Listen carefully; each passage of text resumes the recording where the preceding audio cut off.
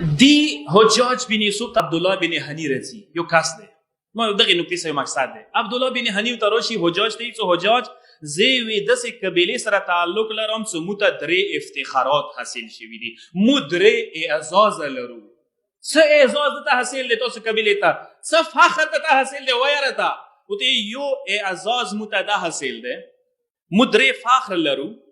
یو اعزاز موږ ته دا حاصل دی چې کله علی سره جنگ و صفین کې، نو مو صفین کې معاویه فوج کې د علی په خلاف ټوله قبیله ویلوړو، ټوله قبیله مو معاویه سره د علی په خلاف توري ووسلی. دا یې غټ اعزاز دی مو دپاره. سوچ کوه کنه اعزاز وګرځي. دا نسل به بیا انکار نه کوي چې د کوم اوس موجود است. د سوشل میډیا نه تاسو کسوي چې دې حاله پورې اهل بیت سره دشمنی تاریخ کې چلیدلې وي، چې اهل بیت په خلاف پوره وسله اعزاز ګڼلی شي. دا نسل به څه اهل بیت وپېژندي؟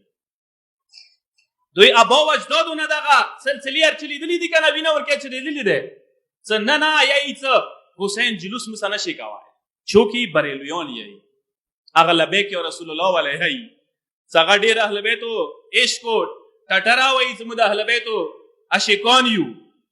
هغه یې دیوبندیانو نه، حدیثیانو نه، وهابیانو نه خو بیا ګیله مه کوه. نه به یی چې دا شی تاریخي وي. موږ ته یو اعزاز نه یې، موږ ټوله قبیله علي په خلاف ولاړو جنګ صفین کې.